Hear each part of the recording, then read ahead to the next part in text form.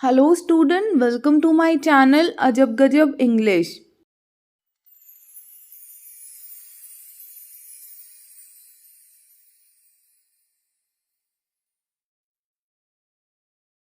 और आज है डे 5 और आज हम डिस्कस करने लगे हैं द बॉल पोयम। और ये पोयम लिखा है जॉन बैरीमैन ने। मैं आपको सबसे पहले एक चीज़ बता देती हूँ, जो भी स्टूडेंट आज मेरे चैनल पे फर्स्ट टाइम विजिट कर रहे हैं, जो भी इस चैनल पे नए हैं, उन सभी को बता देती हूँ कि बच्चे हमने एक सीरीज़ स्टार्ट कर रखी है रोड टू 90। और इस सीरीज़ का जो मेन टारगेट है ना वो ये है कि हम चाहते हैं कि जो आपके 2023 में एग्ज़ाम होने हैं CBSE क्लास 10th के, उसमें हम आपको इंग्लिश में 90+ % दिलाएं। और उसी के लिए हमने 3 मंथ आपसे मांगे हैं, नवंबर, दिसंबर एंड जनवरी। और इस 3 मंथ में हमारा चैनल आपको प्रोवाइड करेगा syllabus coverage along with the revision.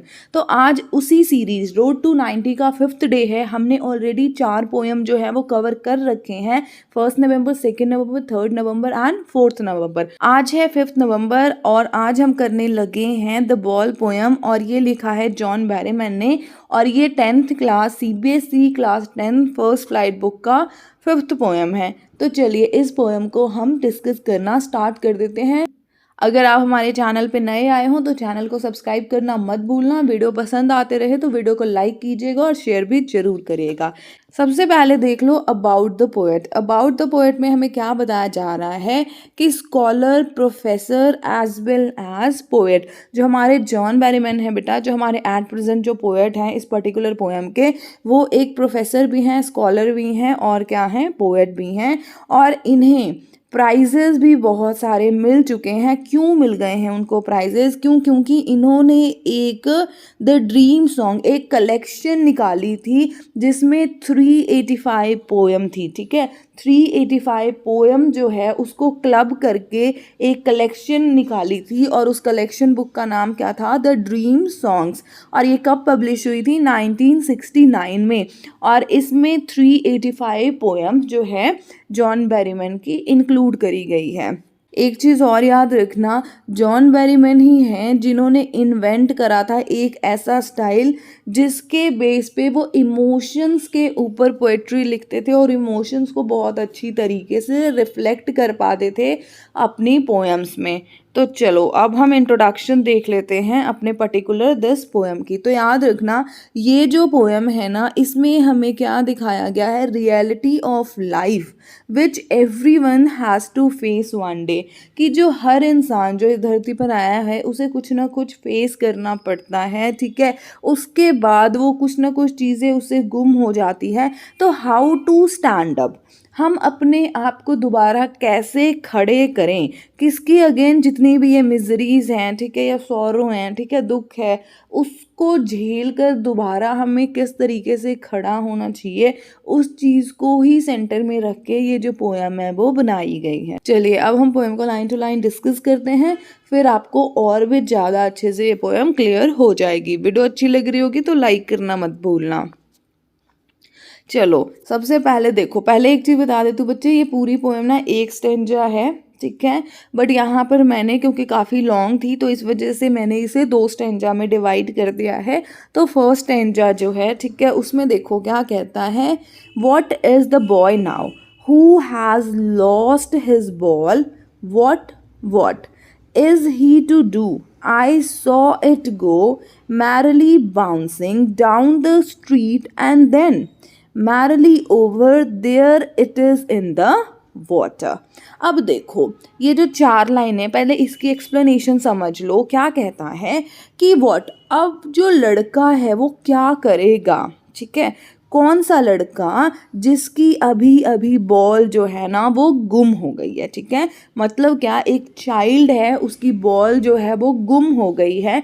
तो जो पोएट है, ठीक है, सबसे पहले क्वेश्चन कर रहे हैं हमसे कि अब वो लड़का क्या करेगा जिसने अभी अभी अपनी बॉल खो दी है। ठीक है, और देखो क्या कहता है, what is he to do? I saw it go merrily bouncing down the street and then merrily over there it is in the water। फिर देखो इन जो 3 लाइन है, इन 3 लाइन में क्या कहा जा रहा है कि जो ये लड़का है, ठीक है, ये जो चाइल्ड है, देखो ये जो चाइल्ड है, इसने देखा, क्या देखा कि उसकी बॉल जो है इस तरीके से, ठीक है, जंप करते हुए, ठीक है, हंसती खेलती हुई कहाँ जाकर गिर गई, वाटर में जाकर गिर गई। मतलब क्या है बच्चे, देखो यहाँ पे जो मैरली बाउंसिंग है ना, इसका मतलब ये है, आप देखते हो ना, अगर आप बॉल थ्रो करोगे तो वो इस तरीके से जाती है ना, जंप करते हुए, ठीक है।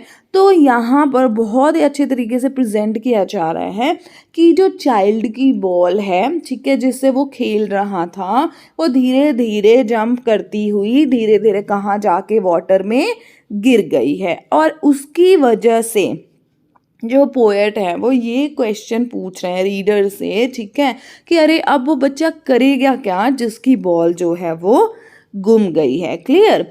अब देखो क्या कहते हैं, no use to say O there are other balls, an ultimate shaking grief fixes the boy as he stand rigid, trembling, staring down all his young days into the harbor where his ball went। अब देखो यहाँ तक ध्यान से समझो क्या कहता है, पोएट ये कह रहे हैं कि अगर ये जो चाइल्ड है, ठीक है, इसे हम ये कहें, ठीक है, कि अरे और भी ज़्यादा बॉल्स हैं, कोई बात नहीं, एक बॉल गुम हो गई तो हम दूसरी बॉल ले आएंगे, तो ऐसा कहना क्या है, टोटली यूजलेस है। क्यों यूजलेस है?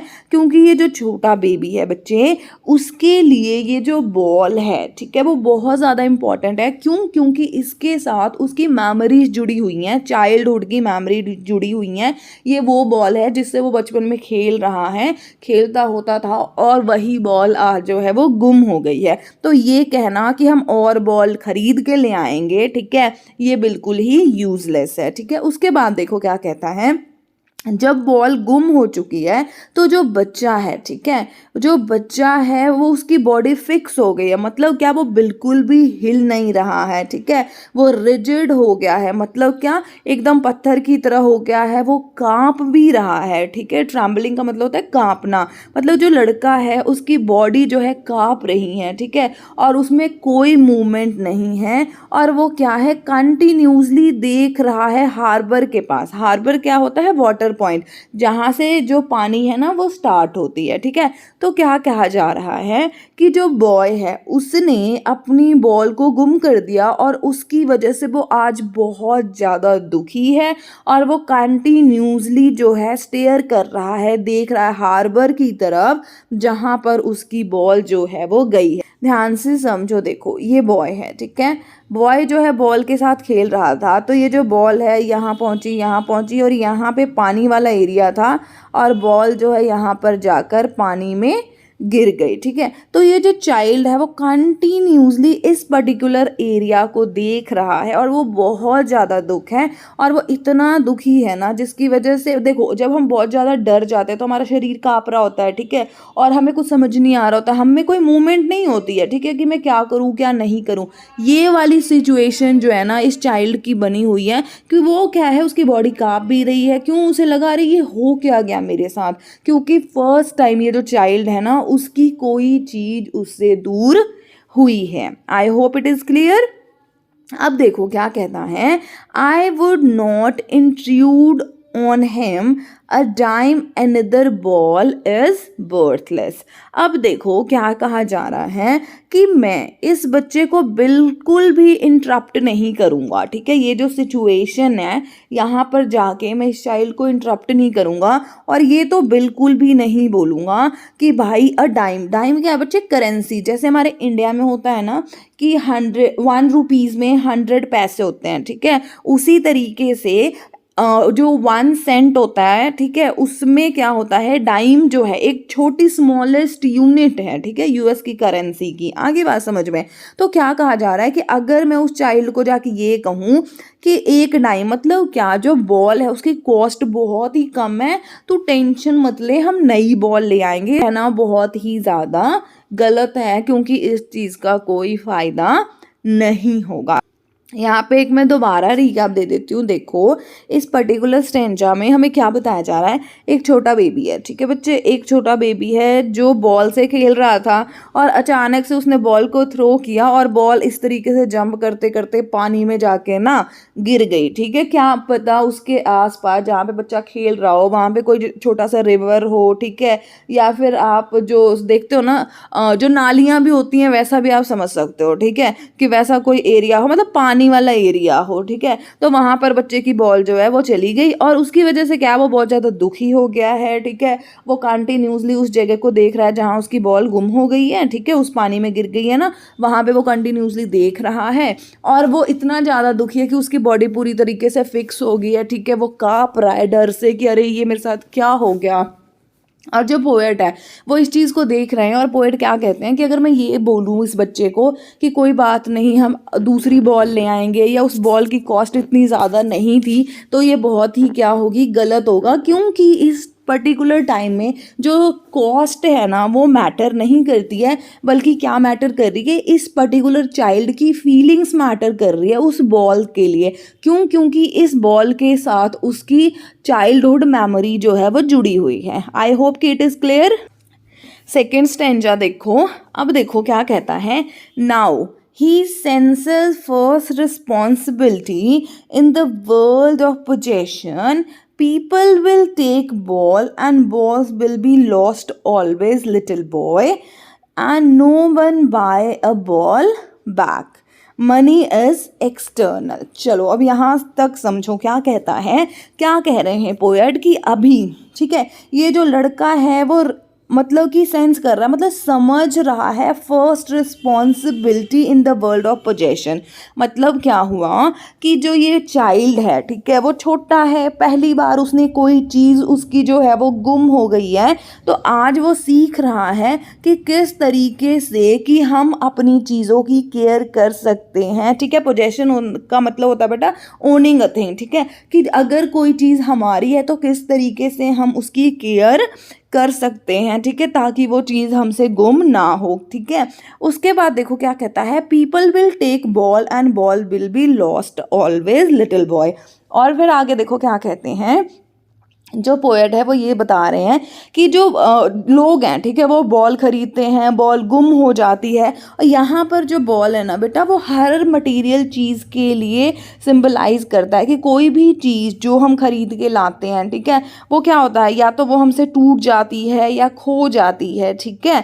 तो वो चीज़ यहाँ पर कही जा रही है कि कोई भी चीज़ जो है ना परमानेंट नहीं है। मतलब देखो अगर आप ह्यूमन बीइंग को भी देख लो तो ह्यूमन बीइंग जो है पैदा होता है और बाद में वो क्या है, मर जाता है। तो मतलब क्या कि हर चीज़ जो इस संसार में है ना वो नश्वर है और कोई भी चीज़ यहाँ पर परमानेंट नहीं है। अगर आप ये सोचो कि ये मेरी चीज़ है और ये हमेशा मेरे पास रहेगी, तो ऐसा नहीं है। कोई चीज़ पहले किसी और की होती है। आप जैसे कि मान लो एक कोई खिलौना ही है, बाजार से लेने जाते हो, वो पहले शॉपकीपर की होती है, आप पैसे देकर आते हो, वो आपकी हो जाती है, ठीक है, या तो फिर वो आपको कोई भाई बहन वो आपसे ले जाते हैं या वो टूट जाता है, ठीक है। तो मतलब क्या कहा जा रहा है कि कोई भी चीज़ यहाँ पर जो है वो परमानेंट नहीं है। आगे बात समझ में। उसके बाद देखो, and no one buy a ball back. इसका मतलब क्या है कि जो चीज़, कोई भी चीज़ जब खो जाती है तो उस चीज़ को हम दोबारा जो है नहीं खरीद के ला सकते हैं। क्यों? क्योंकि उसे मनी भी नहीं खरीद सकता। Money is external. इसका मतलब क्या है बच्चे कि देखो पैसे देकर आप बॉल खरीद लोगे, लेकिन वही बॉल तो नहीं खरीदोगे, वही चीज़ तो नहीं खरीदोगे जो चीज़ गुम हो चुकी है, जो चीज़ आपसे दूर हो चुकी है। क्यों? क्योंकि जो चीज़ के लिए, मतलब मान लो मैं एक और एग्जांपल देती हूँ, जैसे आप सभी 10th में हो, ठीक है, 10th में हो तो क्या आज आप 9th में एडमिशन ले सकते हो? नहीं ले सकते ना। नो डाउट आप ये कर सकते हो कि एक साल बैक आप, एक साल आपका वेस्ट हो जाएगा, आप 9th में एडमिशन लो, बट क्या आप उस मोमेंट को अपने उसी दोस्तों के साथ उसी सिचुएशन को एंजॉय नहीं ना कर पाओगे, चाहे आप कितना भी पैसा लगा लो। इसी चीज़ की वजह से यहाँ पे कहा गया है कि मनी जो है एक्सटर्नल है। मनी से आप चीज़ें खरीद सकते हो बट इमोशंस को नहीं खरीद सकते हो यार। आई बात समझ में। उसके बाद देखो आगे क्या कहा जा रहा है, he is learning well behind his desperate eyes the epistemology of loss, how to stand up, knowing what every man must one day know, and most know many days how to stand up. अब देखो ये जो 4 लाइनें हैं, ठीक है, इसमें क्या कहा जा रहा है कि ही इज़ लर्निंग, जो बॉय है आज लर्न कर रहा है, ठीक है, well behind his desperate eyes. Desperate eyes का मतलब क्या है, होपलेस आइज, कि क्या है, आज जो ये लड़का है अपने बॉल को पहली बार इसने गुम किया है, ठीक है, और कंटिन्यूसली हार्बर की तरफ देख रहा है, उस पॉइंट की तरफ देख रहा है जहाँ पर पानी है, जहाँ से पानी स्टार्ट होता है, जहाँ पर इसकी बॉल जो है वो गुम हो गई है, ठीक है, वहाँ पर देख रहा है। तो इसका मतलब क्या है कि वो कहीं ना कहीं सीख रहा है। एपिस्टेमोलॉजी का मतलब क्या होता है बेटा, नॉलेज। नॉलेज मतलब क्या, how to deal with loss. Epistemology क्या हो गया, knowledge to deal with loss. तो यहाँ पर जो लड़का है ना, वो इस चीज़ को सीख रहा है कि मैं जो मेरी कोई चीज़ गुम हो गई है तो उस चीज़ को मतलब समझ कर और उस सिचुएशन से मैं कैसे कोप अप करूँ, क्योंकि जितने भी लोग हैं, ठीक है, जितने भी लोग हैं इस धरती पे पैदा हुए हैं, वो एक ना एक दिन इस सिचुएशन को ज़रूरी है कि वो इस सिचुएशन से गुजरते हैं और इस चीज़ को सीखते हैं। जो चाइल्ड है उसके साथ पहली बार ऐसा हुआ कि उसकी कोई प्यारी चीज़ उससे गुम हो गई है, तो इस वजह से जो चाइल्ड है ना बहुत ज़्यादा दुखी है। अदरवाइज़ आप खुद सोचो, आज आप क्लास 10th में हो, कितनी सारी चीज़ें होंगी जो आपने खरीदी हैं, आपसे गुम हो गई, कितने रिश्तेदार होंगे, कितने आपके फ्रेंड्स होंगे। पहले आप रोते थे लेकिन आप धीरे धीरे क्या है, स्ट्रांग होते जा रहे हो। आई होप कि जो स्टेंजा है वो क्लियर हो गया होगा। अब देखो अगर रीकैप दूं, ठीक है, तो रीकैप में क्या है, एक बच्चे की बॉल गुम हो गई है, बच्चे इस वजह से वो क्या है, बहुत ज़्यादा सैड है। और जो पोएट है वो ये चाहता है कि जो बच्चा है वो ये समझ ले कि भाई ये ज़िंदगी का पार्ट है, ठीक है, ज़िंदगी का पार्ट है, चीज़ें आपके सामने आएंगी, ठीक है, चीज़ें आपसे अटैच हो जाती हैं, उसके बाद चीज़ें जो है आपसे दूर भी हो जाती है। बता रही हूँ ना, सबसे बड़ी चीज़ है ह्यूमन बींग्स। ह्यूमन बींग्स भी परमानेंट नहीं है इस अर्थ पे, जो पैदा हुआ है वो मर जाएगा। लोगों की बहुत अटैचमेंट होती है, ठीक है, लेकिन धीरे धीरे वक्त जो है सब कुछ सही कर देता है, हम उस पर्टिकुलर इंसान के बिना भी जीना सीख जाते हैं। तो वो क्या है, धीरे धीरे बचपन से ही इस चीज़ को सीख रहे होते हैं बेटा कि कोई चीज़ हमारी ज़िंदगी से अगर दूर हो जाए, ठीक है, हमसे कोई चीज़ छूट जाए, ठीक है, तो हम उसके बिना कैसे अपने ज़िंदगी को हैंडल करेंगे। आई होप कि आपको पोएम की एक्सप्लेनेशन समझ में आ गई हो। अगर वीडियो अच्छी लग रही होगी तो लाइक ज़रूर कर देना। चलो अब हम जो भी पोएटिक डिवाइस यूज़ करी गई है ना इस पर्टिकुलर पोएम में उसे डिस्कस कर लेते हैं। सबसे पहले देखो बेटा, इसमें इस पर्टिकुलर पोएम में ना कोई राइम स्कीम नहीं है, फ्री वर्ड्स में लिखा गया, आप देख ही रहे हो ना, तो इसमें कोई भी राइम स्कीम नहीं है। नेक्स्ट जो लिटरेरी डिवाइस है वो क्या है, एनाफोरा। एनाफोरा क्या होता है, जब ये देखो मैं तुम्हें दिखा देती हूँ फिर जल्दी समझ आएगा। जब दो कॉन्जिक्यूटिव लाइन जो है सेम वर्ड से स्टार्ट होता है तो उसे बोलते हैं एनाफोरा। अब ये देखो, ये और ये दोनों लाइन एक के बाद एक आने वाले लाइन है, इसी को बोलते हैं कॉन्जिक्यूटिव लाइन। तो ये दोनों जो लाइन है कौन से वर्ड से स्टार्ट हो रहा है, व्हाट से, तो यहाँ पर आप क्या बोलोगे, कौन से लिटरेरी डिवाइस है, एनाफोरा। अगर आप यहाँ पर भी देखो, मैरली मैरली, ये भी क्या है, एनाफोरा है, ठीक है जी। आई होप कि आपको समझ में आ रहा होगा। कहते हैं एसोनेंस। एसोनेंस आपको पता है क्या होता है, रिपीटिशन ऑफ वाउल साउंड। जो हमारे ए ई आई ओ यू वाउल्स हैं, वॉवल्स हैं, उनकी जब रिपीटिशन हो रही होती है तो यहाँ पे देखो, बॉय नाउ हु लॉस्ट, यहाँ पर ओ साउंड बहुत ज़्यादा प्रोमिनेंट है और यहाँ पे ई साउंड प्रोमिनेंट है। He is learning well behind his desperate eyes, तो यहाँ पर आप क्या बोलोगे कि एसोनेंस यूज़ किया गया है। फिर नेक्स्ट इज इमेजरी। आपको पता है कि यहाँ पर इस पर्टिकुलर पोएम में इमेजरी जो है अच्छे तरीके से यूज़ हो रहा है, क्योंकि हमने जब पोएम पढ़ा तो हम इमेजिन कर रहे हैं ना कि किस तरीके से जो बॉल है वो जंप करता करता पानी में चला गया, यहाँ पे जो चाइल्ड है वो खड़ा है और वो उस चीज़ की तरफ कंटिन्यूसली देख रहा है, what is the situation of the child. तो यहाँ पर हम क्या बोलेंगे कि इमेजरी भी बहुत अच्छे से यूज़ किया गया है। Then repetition. रिपीटेशन देखो, वॉट जो है, बॉल जो है, ये जो वर्ड है बहुत ज़्यादा रिपीट हुए हैं पर्टिकुलर पोएम में। मैं आपको दिखा भी देती हूँ, देखो यहाँ पर है कि नहीं। उसके बाद देखो अगेन यहाँ पे वॉट जो है वो यूज़ किया गया है, ठीक है। और अगर आप यहाँ पे देखोगे तो बॉल जो वर्ड है, बॉल बॉल, ठीक है, यहाँ पर जो बॉल वर्ड है वो भी बहुत ज़्यादा रिपीट किया गया है। आई होप कि it is clear to you. Alliteration, alliteration आपको पता है जब कॉन्सोनेंट साउंड जो है, दो कॉन्सिक्यूटिव वर्ड्स जो हैं उसका फर्स्ट अल्फ़ाबेट का साउंड जो होगा वो कॉन्सोनेंट होगा ना, तो आप उसे क्या बोलोगे कि यहाँ पे एलिट्रेशन यूज़ किया गया है। अब यहाँ पे देखो जो ब साउंड है, बाय बॉल, दोनों वर्ड जो है वो ब साउंड से स्टार्ट हो रहा है, तो यहाँ पे कौन सा लिटरेरी डिवाइस यूज़ किया गया बच्चा पार्टी? एलिट्रेशन। चलो अब हम डिस्कस कर लेते हैं एनसीईआरटी के क्वेश्चंस। तो एनसीईआरटी का फर्स्ट क्वेश्चन देखो ध्यान से, क्या कहता है? व्हाई डज द पोएट से, पोएट ने ऐसा क्यों कहा है, I would not intrude on him, कि मैं उसे इंट्रूड नहीं करूँगा, मैं उसे डिस्टर्ब नहीं करूँगा।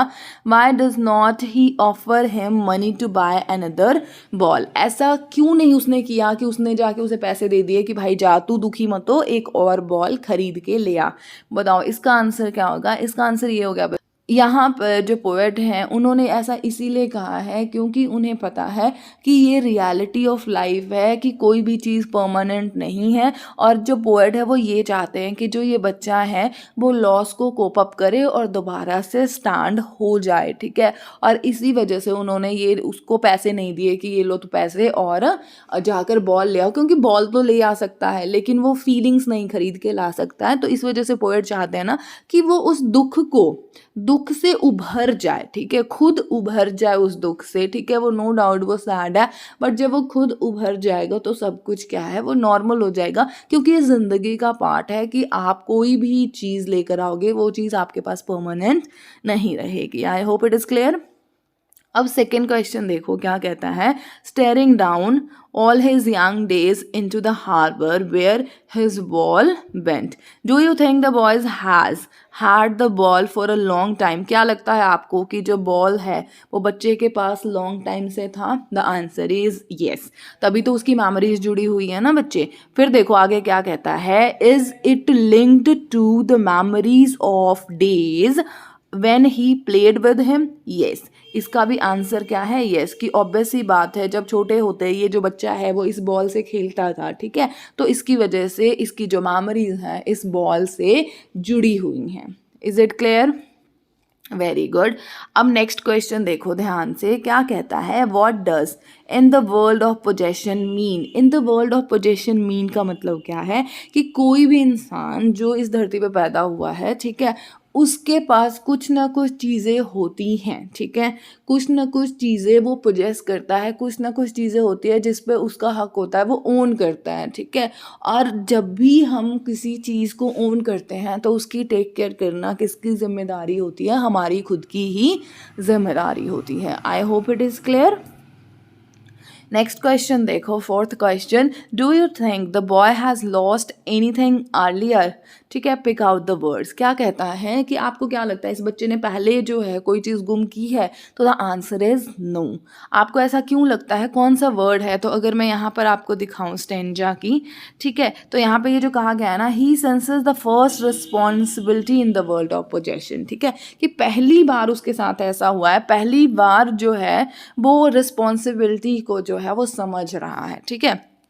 तो इन वर्ड से हमें पता लगता है कि जो फर्स्ट टाइम है इस बच्चे की कोई चीज़ जो है वो गुम हुई है, पहले कभी भी गुम नहीं हुई है। और इसके लिए आप वो भी वर्ड्स यूज़ कर सकते हो जो सेकिंग ग्रीफ है, रिजिड है, ट्रैम्बलिंग है, ठीक है ना, कि वो किस तरीके से फर्स्ट टाइम उसकी चीज़ गुम हुई है तो वो बहुत ज़्यादा दुखी है, डेस्परेट आइज हैं, ठीक है, होपलेस आइज की तरह से कंटिन्यू स्टेयर कर रहा है। I hope it is clear. Very good. Okay, then the last question, fifth question is, what does the poet say the boy is learning from the loss of the ball? Try to explain this in your own words. अब देखो क्या question समझा देती हूँ, ये खुद लिखोगे तुम, ठीक है।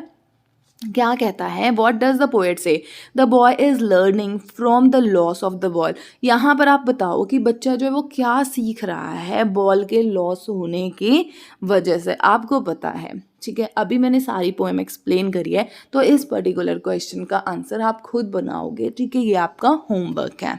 आई होप कि एनसीईआरटी के क्वेश्चन हमने सारे डिस्कस कर लिए। अब हम एक्सट्रैक्ट बेस्ड क्वेश्चन जो हैं वो डिस्कस कर लेते हैं। तो ये रहा आपका फर्स्ट एक्सट्रैक्ट, जो आपका फर्स्ट स्टैंजा मैंने बनाया है वही वाला है। तो इस पर्टिकुलर स्टैंजा के बेस्ड पे अब हम क्वेश्चन जो हैं वो सॉल्व करेंगे। चलिए ध्यान से देखिए क्वेश्चन नंबर फर्स्ट, ठीक है। What has happen to the boy, boy को क्या हुआ है, जल्दी जल्दी देखो आंसर्स, ठीक है। 4 ऑप्शन हैं, ठीक है, और एलिमिनेट करना शुरू करो या फिर राइट आंसर ढूंढो। 2 ऑप्शंस होते हैं जब भी हम MCQ को सॉल्व करते हैं, आइदर एलिमिनेशन शुरू कर दो, उससे भी आपको राइट आंसर मिल जाएंगे, या फिर करेक्ट आंसर ढूंढना शुरू कर दो। हरी अब जल्दी जल्दी बताओ इसका आंसर क्या है। What has happen to the boy, लड़के को क्या हुआ है। देखो the boy fell into the water, ऐसा है क्या, बच्चा जो है पानी में गिर गया, ऐसा बिल्कुल भी नहीं है, ठीक है, एलिमिनेट कर दो। द बॉय वॉज हैप्पी, बच्चा हैप्पी है, ओहो स्टार्टिंग पढ़ के ही पता लग रहा है आंसर ही गलत है, ठीक है, तो एलिमिनेट कर दिया। The boy was sad as he had lost his ball, ठीक है, तो the right answer is option 3। Next जो है सेकेंड क्वेश्चन देखो, what according to you would the boy do, जल्दी जल्दी बताओ, hurry up, answer find out करो बेटा, जल्दी जल्दी। Yes very good, and the right answer is option 4, he would be grief shaken at the loss of his ball, very good.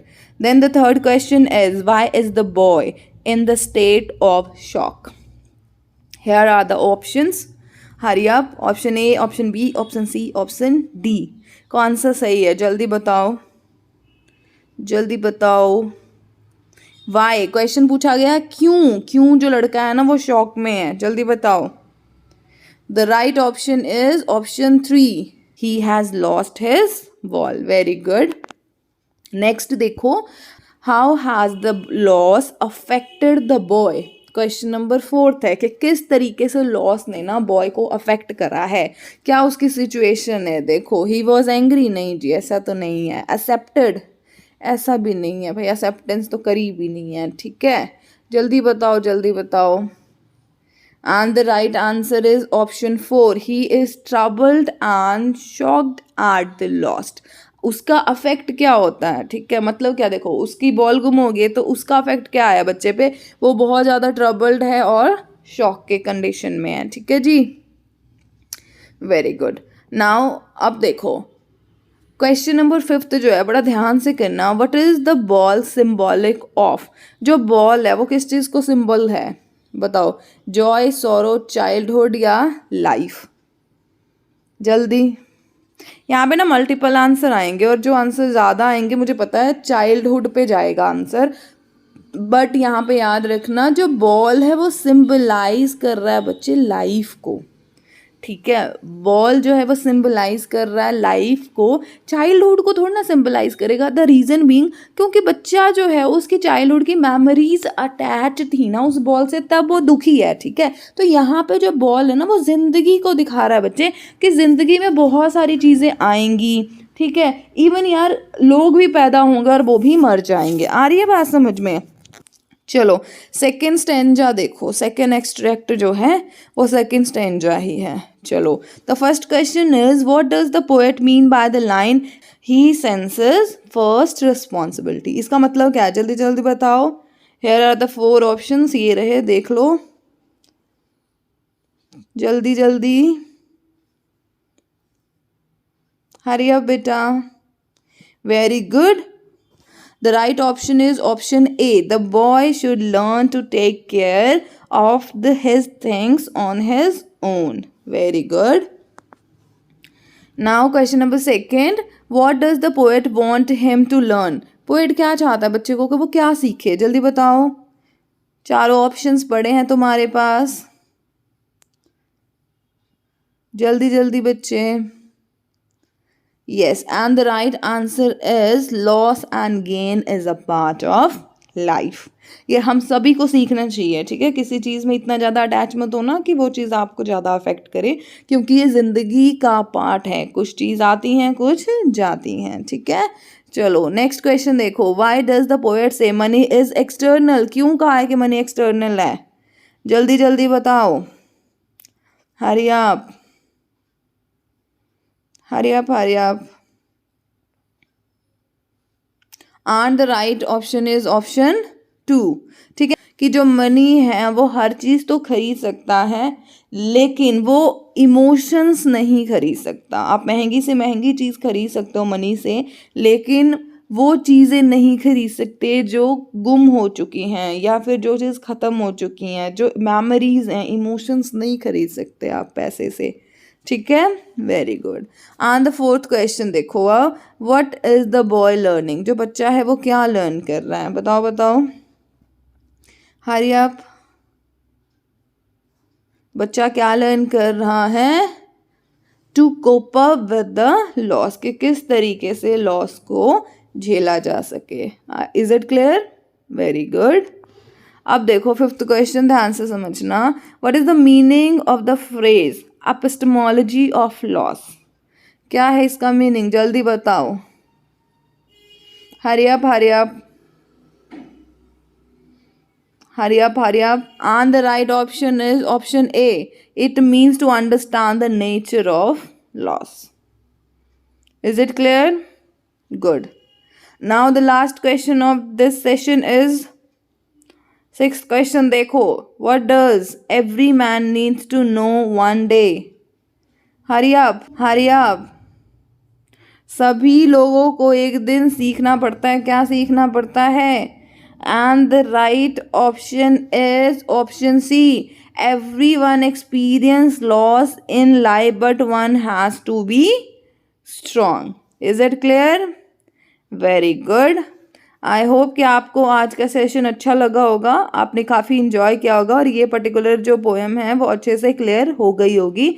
अगर video अच्छा लगा बच्चे तो वीडियो को लाइक करना मत भूलना और अपने फ्रेंड्स के साथ शेयर करना भी मत भूलना, और हमारे चैनल को सब्सक्राइब करना तो बिल्कुल मत भूलना। तभी आपको पता लगेगा कि कौन से डेट पर हम आपके सामने कौन सा टॉपिक जो है वो लेकर आ रहे हैं। और इसके लिए एक चीज़ और मैं बताती हूँ, मैंने ऑलरेडी एक वीडियो बनाया है जिसमें मैंने सारी स्ट्रैटेजी बनाई है, ठीक है ना।